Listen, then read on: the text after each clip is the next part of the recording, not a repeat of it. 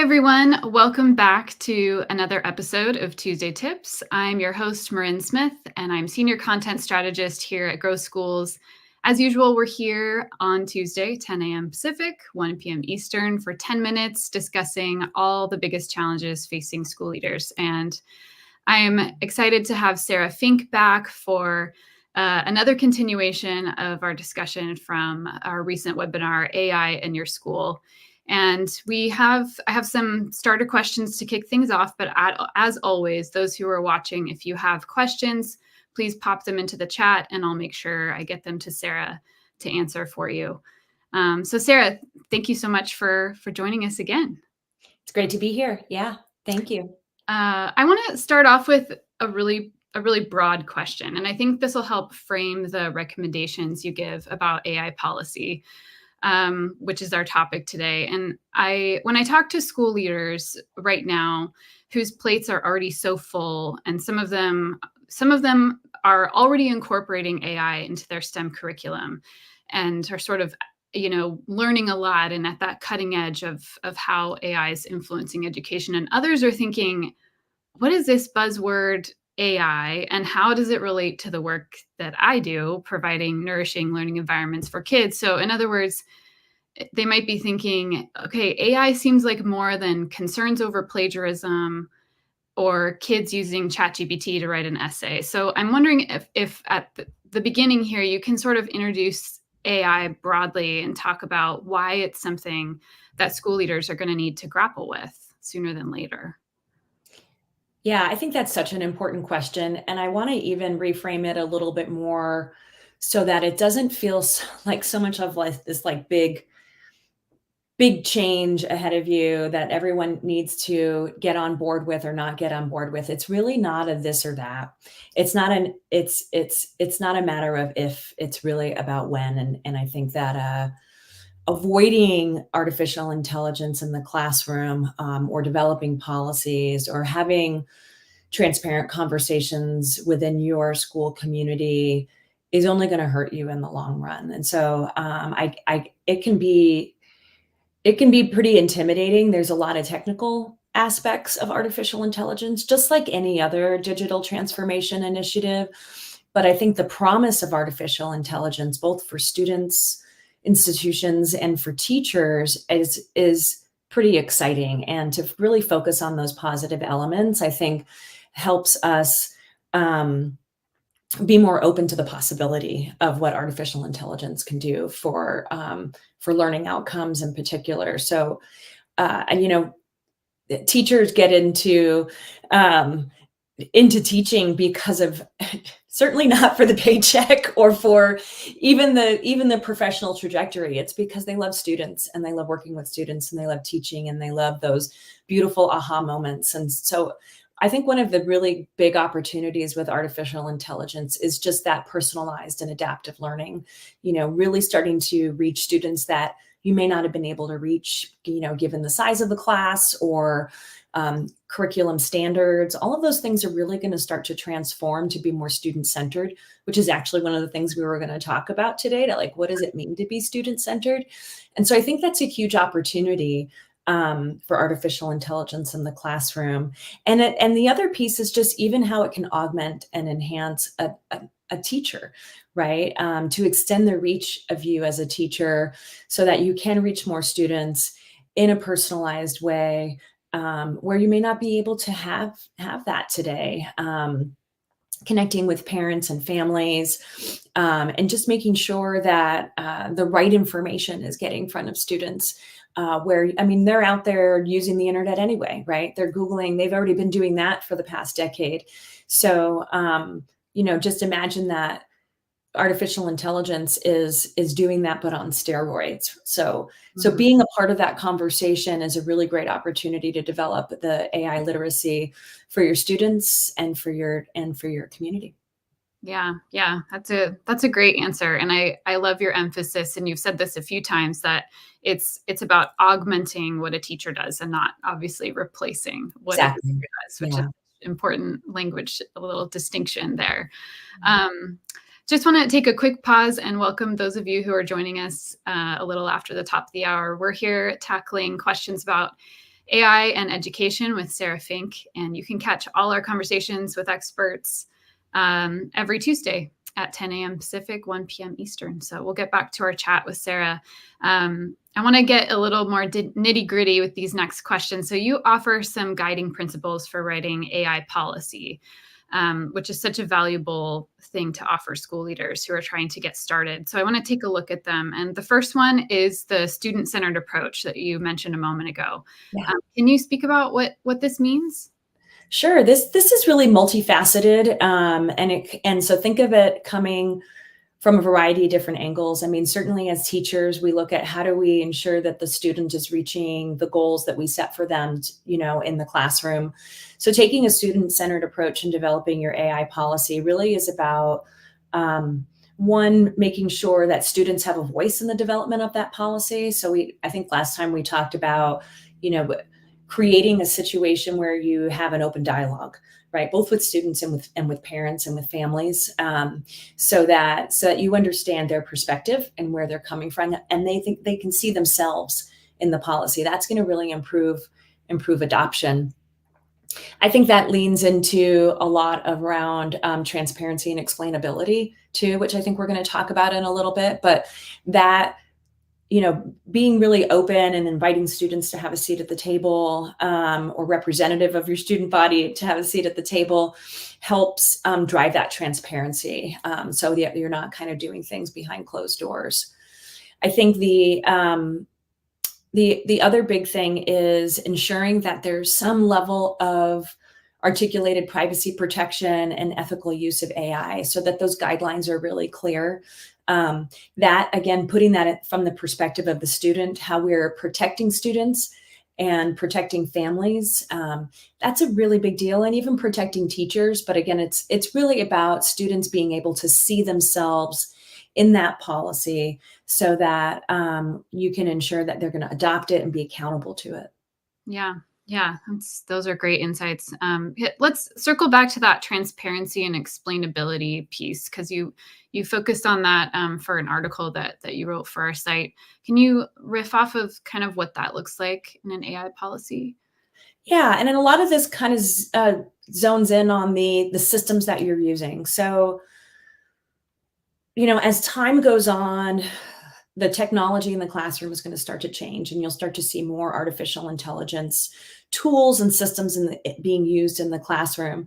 And a key element of that is understanding the reason why artificial intelligence prediction was made, right? So the prediction being the response to the query that you put into the chat. Give me some topics on this book that I'm reading. What should I write about, right? And oftentimes that's a use that students will do, just to start to drive more creative thinking. Transparency and explainability really is a way for schools and technology leaders to really understand how those predictions are being made, what data sources they're relying upon, and then being open about what's an appropriate use and what's not an appropriate use. Mm-hmm. So that way you can protect your students, you can protect your teachers, you can ensure that there is no misuse of these tools that may be discriminatory or result in some sort of bias. So having that transparency and explainability built into the policy, right? Can you audit the systems that you're using? How many digital interactions are happening across the board for certain courses, certain classes, certain students potentially? And then being really open about what you're monitoring, so people understand that that's for their own safety. Yeah. Yeah, and you bring up kind of enumerating within this AI policy document what the permitted uses are and what the prohibited uses are. Could you give some examples of those that schools can adopt? Yeah, absolutely. So permitted uses, let's start there. And then we'll circle back and talk a little bit more about that. But a lot of that is, things like personal learning assistance, right? So maybe there's a student who is neurodiverse. They learn in a different way. They may need more adaptive learning strategies or personalized learning. They ask questions in a different way. This is where artificial intelligence can really be so powerful for that student, right? Because it's not a measure of cognitive ability or aptitude necessarily. It really is like, you know, you asked that question in a particular way. I'm not sure I understand it. And that's where artificial intelligence can really play a great role, even in the home, with students that are trying to get through their work. So I would think that's a really great example of, AI tutoring and that sort of stuff of a permitted use. Some kinds of research and information retrieval, but, creating some policies around citations and what is a good data source and what is not a good, or reference source. Students are learning this, throughout middle school and high school, how to write a research paper, how to develop your index, cite your references. None of that changes except for the fact that they may be doing research in different places. So it's really important to double down on not just taking the responses of an artificial intelligence tool at face value. And so schools that are looking to bring on different models to drive, whether it's support in the library. In fact, the company I work for is actually doing a lot of that right now, where we're working with knowledge managers and knowledge leaders on how to make sure that there's that referenceable element, but when it's good and when it's bad. And a lot of us are already doing that today, right? Looking at websites. Is this a legitimate website? How do you know if it's good or not? And doing all of that extra work. The other really great permitted, go ahead. I was going to say, it reminds me of those of us who were in school around the time that Wikipedia first was a thing. It was like, yes. Oh, how do we navigate, ethical uses of sources? And is Wikipedia always not okay? There was this period of time where it was like, don't use Wikipedia. But now things have changed, right? Because Wikipedia has citations and, if you're using it in the right way. So it's an interesting parallel to what's happening now with AI. I love that. I think that makes a lot of sense. And even Wikipedia, right? It is written by lay people like us, right? But they do require citations, and they update those citations. So I think that's a really great example. Let's jump into a little bit of the prohibited uses, or my recommendation for prohibited uses, and being, again, transparent about what these are. I think in your policy is going to really make a big difference in that policy adoption. And so, the big thing that I think students and teachers are really worried about in institutions is, academic dishonesty and plagiarism. Wow. The foundation of those concepts don't change with artificial intelligence. And certainly the access to being able to do that increases with, the proliferation of ChatGPT and other types of free tools that are out there. But just being really clear about using AI to cheat or to make up sources is never going to be okay. So just being super, super open about that. Any kind of unethical behavior or manipulation.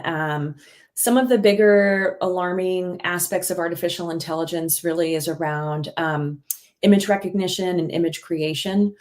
So that being super clear when, and that's pretty much never okay, right? And using that to hurt others or to be deceptive, is strictly prohibited. And unfortunately, those tools are not going to be doing the monitoring. So it's the institutions that have to be able to do that monitoring. And that kind of gets to any kind of inappropriate content generation. Generative AI is very powerful. You can create content very quickly. It's really easy, but of course, it can also be used for negative reasons. And then this is the last one that I'm going to talk about, and it's a little bit harder. And I think this will transform over time, but an over-reliance on generative artificial intelligence for critical thinking.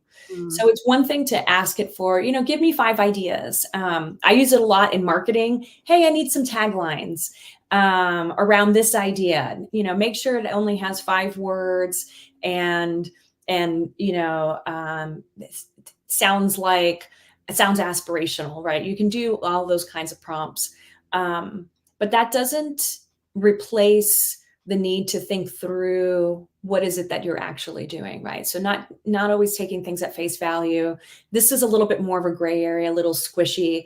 Trial and error is going to be a big piece of this, but from a critical thinking standpoint, it's important to use artificial intelligence, maybe just as a starting point, and then you're off to the races rather than the final step. Right. So it doesn't replace teachers in the same way that it's not a copy and paste tool. Exactly. Which Yeah, it's not writing the paper for you. exactly, which I've definitely experienced when I use it. I'm like, "Oh, well, this gives me what I'm not gonna do in my final draft." So I think that those of us who've played around with it can definitely empathize. Those are really great tips. I just have one last question for you as we wrap up. I feel like we could talk for hours on this topic. I was particularly interested in the slide in our webinar about human oversight or this idea of human control, which can sound a little sci-fi, but I'm wondering if you can explain what this means and expound on why that's important when school leaders are including AI in their curriculum. Yeah, absolutely. We talk about it as like a human in the loop. And that's just checks and balances, right? The artificial intelligence is artificial, and it is developed to emulate human intelligence, but it's not there. We still need human intelligence to do the discernment, to ensure that there isn't bias, to manage the data flow, what data is in there and what data isn't. Particularly if you're using it in a curriculum or in a classroom setting to support your coursework. And then, we always want to make sure that it's augmenting a human and not replacing that human. So the human-centered element of artificial intelligence really, really shouldn't disappear. And that does require us to hold two ideas in our minds at the same time. But an easy way to think about it is in your workflow. So if you're thinking about how to incorporate or inject artificial intelligence into the workflow of a classroom or of a project, just always make sure that you have a human in there somewhere, kind of doing the, okay, yes, this looks right, back and forth, because that way you'll know that it's a system that humans can trust. Yeah. Really great tips.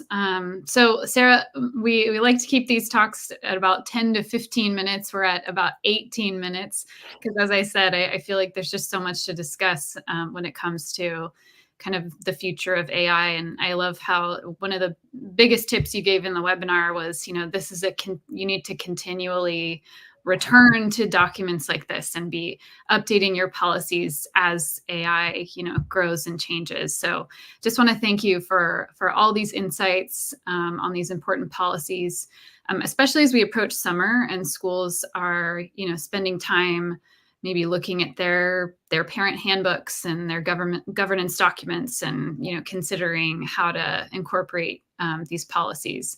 So for those of you watching, I've mentioned it a couple of times, but we have a full webinar on AI in your school that you can find at growschools.com.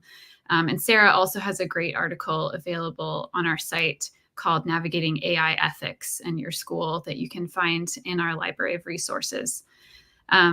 We'll be back next week with another episode of Tuesday Tips, so be sure to tune in. And thanks again so much to Sarah and to everyone who joined us today. So we will see you next week. Thanks, Sarah. Thanks, Lynn. Take Bye. care.